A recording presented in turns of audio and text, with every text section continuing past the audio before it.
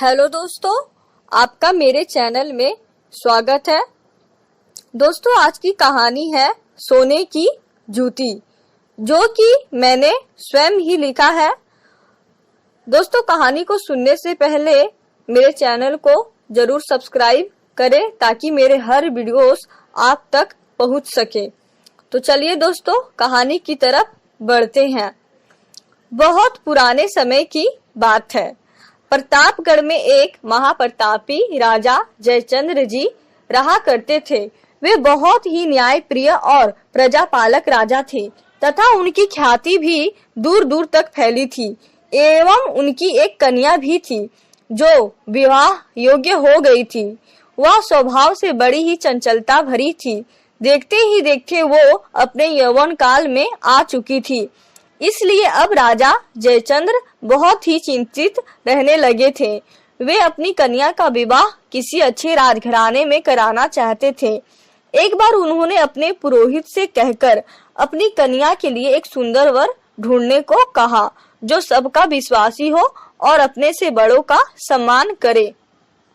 राजपुरोहित जी ने जब यह सब सुना तो उन्हें तब यह कहा कि महाराज, आप चिंता ना करें, मेरी बात माने तो आपकी कन्या के लिए एक सुयोग्य वर मिल गया, जो दिखने में भी सुंदर और चाल ढाल से सुशील है। इसी प्रकार पुरोहित महाराज से हमारे पड़ोसी देश बीरभूम में ही प्रजा हितैषी राजा कर्मवीर रहा करते हैं। सुना है कि वे भी अपने पुत्र के लिए किसी योग्य कुलवधु की तलाश में हैं। क्यों ना उनके यहाँ ही तजवीज करके हम उन्हें आपकी कन्या का प्रस्ताव भेज दें। महाराज ने यह सुनते ही पुरोहित से कहकर अपने दूत से उस देश में अपनी कन्या का विवाह प्रस्ताव का संदेशा भिजवा दिया। अगले दिन पड़ोसी राजा कर्मवीर को जब यह सूचना मिली तो वे भी फूले ना समा पाए, क्योंकि वो भी महाराज जयचंद्र के ठाट बाट से परिचित थे और इसलिए वे भी खुशी खुशी अपने पुत्र का विवाह प्रस्ताव स्वीकार कर लेते हैं और दूत से कहकर अपनी स्वीकृति जाहिर कर संदेशे में कुछ लिखवा शर्त सहित जयचंद्र जी के पास भिजवाया। वह दूत प्रतापगढ़ आकर महाराज जयचंद्र को सूचना दे देता है कि पड़ोसी राजा ने विवाह का प्रस्ताव स्वीकार कर लिया है, लेकिन महाराज वे कुछ चीजों की मांग भी कर बैठे हैं। महाराज ने उस दूत से वह सूचना पत्र ले लिया और देखा कि जिसमें लिखा होता है कि उन्हें आपकी कन्या बहुत भा गई है, उन्हें आपकी कन्या बहुत ही पसंद है, लेकिन विवाह से पहले उन्होंने एक शर्त रखी है। आपको उन्हें अपने राज्य का प्रिय जोधपुर का किला उनके पुत्र को दान स्वरूप भेंट में देनी होगी। उसके बाद उन्हें आपसे कोई भी आपत्ति ना होगी। महाराजा जयचंद्र दूत की बात सुनकर उन्हें कहने लगते हैं कि दूत, उन्हें वह किला अपनी पुत्री के लिए दे देना चाहिए। दूत महाराज से, महाराज आप जैसा उचित समझे, और वह दूत वहां से चला जाता है। अब महाराजा जयचंद्र जी यह पढ़ते ही अपनी इकलौती कन्या अर्चना का विवाह पड़ोसी राजा कर्मवीर के पुत्र राहुल से तय करवा लेते हैं। वे अपनी एकमात्र कन्या के विवाह के लिए कोई भी कमी ना छोड़ना चाहते थे, इसलिए उन्होंने भी यह प्रस्ताव स्वीकार कर लिया। कुछ ही देर बाद उनकी पुत्री वहां पर चली आती है। अपने पिता के मुख से अपनी विवाह की बात सुनते ही खुशी खुशी शर्माते हुए अपने हरम में चली जाती है। महाराज यह देख अपने राज्य मंत्री से कहने के लिए चले जाते हैं कि मंत्री पड़ोसी राजा की यह मांग अवश्य पूरी की जाएगी, और वे अपने राज्य मंत्री से कहकर उस किले को दान स्वरूप भेंट में देने के लिए शाही पत्र में मुहर लगाने का संदेश दे दिया। कुछ समय बाद वे राजपुरोहित से भी मिलकर उन्हें विवाह की सूचना देते हैं। राजपुरोहित महाराज को बधाई देते हुए, महाराज मैंने तो आपसे पहले ही कहा था। महाराज उनकी बात सुनकर उनसे कहते हैं, विवाह का शुभ मुहूर्त निकालने को कहते हैं। महाराज की बात सुनकर पुरोहित जी मुस्कुराते लिहाज में कह बैठते हैं, महाराज आप एकदम निश्चिंत रहकर तैयारियों में जुट जाएं, क्योंकि शुभ मुहूर्त तो आज से ठीक 3 दिन बाद की है, वो भी कार्तिक शुक्ल पक्ष की पूर्णिमा तिथि को ही। महाराज जयचंद्र जी पुरोहित जी की बात सुनकर, तो समय तो बहुत ही कम है, लेकिन इस तिथि को ही मेरी पुत्री का विवाह होना चाहिए। इसलिए वे अपने दूतों से कहकर पड़ोसी राजा के यहाँ संदेशे में विवाह का प्रस्ताव लिखवा भेज देते हैं। उधर इसी बीच जब पड़ोसी राजा कर्मवीर को भी इस रिश्ते की सूचना मिली, तो वह भी अपने पुत्र की विवाह की तैयारियों में जुट जाते हैं और उन्हें संदेशे में यह सूचना भी मिलता है कि उनके समधी महाराज जयचंद्र उन्हें वह जोधपुर का किला दान स्वरूप भेंट भी करेंगे।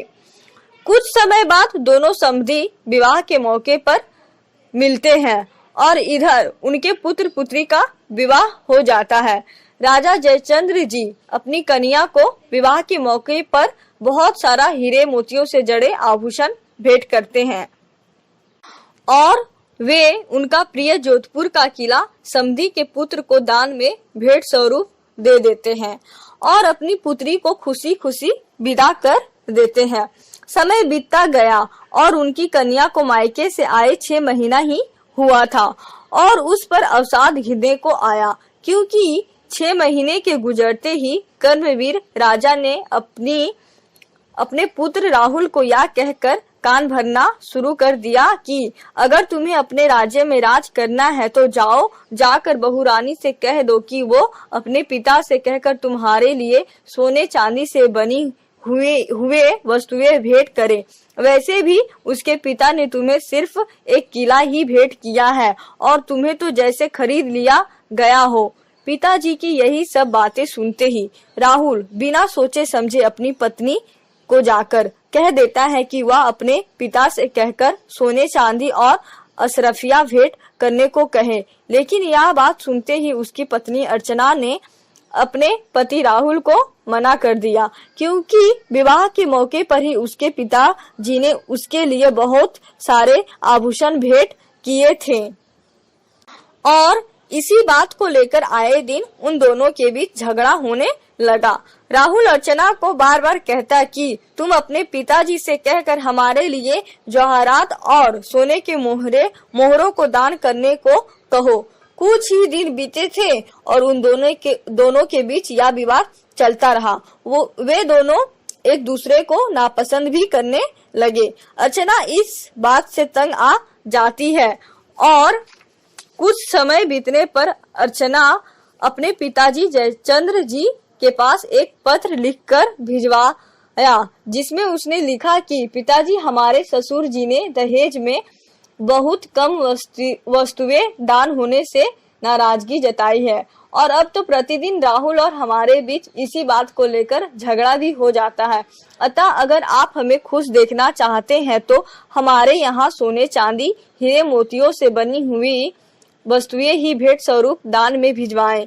इधर प्रतापगढ़ में महाराज जयचंद्र जी को जब अपनी पुत्री का यह संदेशा मिला तो वे इस संदेशे को पढ़कर दुखी हो जाते हैं और बाद में वे किसी तरह अपनी कन्या के यहाँ सोने चांदी से बनी वस्तुएं भेंट स्वरूप अपने समधी के यहाँ भिजवा देते हैं।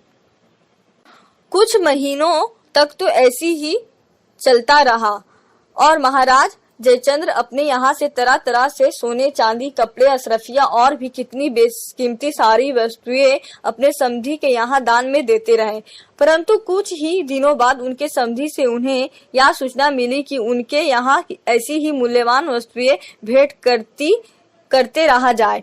किंतु महाराज जयचंद्र ने सोचा कि उनके समधी का मांग घटने के बजाय दिन पर दिन तो उनकी मांगे पहले से भी कई गुना ज्यादा बढ़ती जा रही है। उन्होंने देखा कि उनके समधी का लालच बढ़ता जा रहा है और इधर महाराज जयचंद्र जी का राजकोष भी खाली होने को आया था। यह सब देख उन्होंने उन्हें सबक सिखाने का निश्चय किया। इसलिए वे एक सुनारीन से कहकर सोने की जूती बनाने का निर्देश दिया। उन्होंने उस सुनारीन से जूती में अच्छी तरह से नक्काशियां भी बनाने को कह दिया। लेकिन उधर महीने बाद फिर से पड़ोसी राजा समधी से उन्हें सूचना मिली और उन्होंने फिर से कुछ सोने चांदी से बनी जवाहरात की एक पेटी अपने समधी के यहाँ भिजवा दिया। इधर इस दौरान जब जूती बनकर तैयार हो गई तो उन्होंने उस सुनारीन को आमंत्रण किया और उसे इनाम स्वरूप 5000 अशरफिया देकर महल से भेज दिया। राजा जयचंद्र जी आश्चर्य से अपने मंत्री से कहते हैं कि अब हुई ना बात, बिल्कुल मानो लग रही है कि शाही परिवार ने ही दहेज की सौगात में भेंट देने के लिए बनवाया है। उन्होंने अपने मंत्री से कहकर उस सोने की जूती को एक बड़े से थाल में रखकर लाल कपड़े से ढकवा दिया और दूसरे थालों में भी मोतियों से भरा हीरे जवाहरात भरकर रखने का आदेश दे दिया।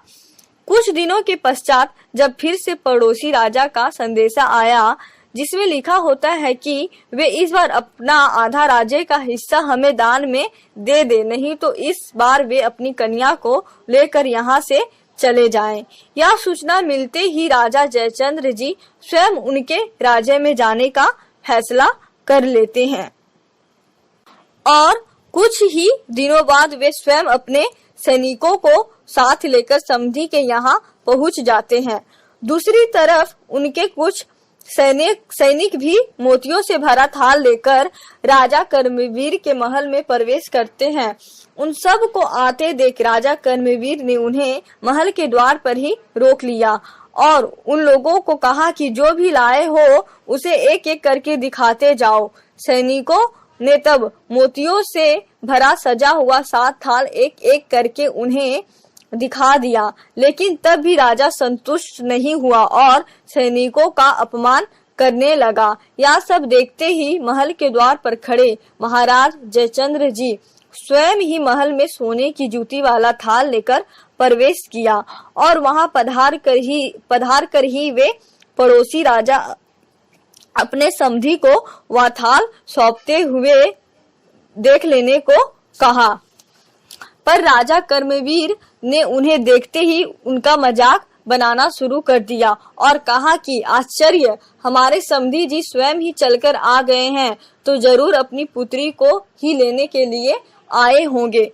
तब थोड़ा सा रुककर जयचंद्र जी ने उन्हें यह कहा कि अगर आपकी अनुमति हो तो अवश्य ले जाऊंगा, परंतु उससे पहले आपने मेरे द्वारा दिए गए भेंट को तो देखा ही नहीं, आप पहले वह देख लें। राजा कर्मवीर उनसे कहते हुए कि इसमें भला क्या वस्तु होगी, और उस थाल पर से ढके कपड़े को हटा दिया और आश्चर्यचकित होकर अपनी चकाचौंध दृष्टि से देखने लगे।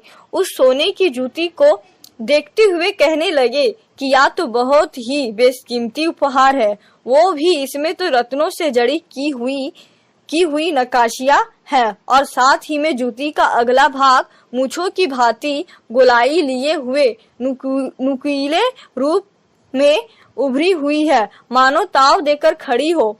और तो और सोने की जूती में इसका साइज भी है। सोने के जड़ी से उस जूती पर 1 फुट 2 इंच उसका साइज भी लिखा हुआ था।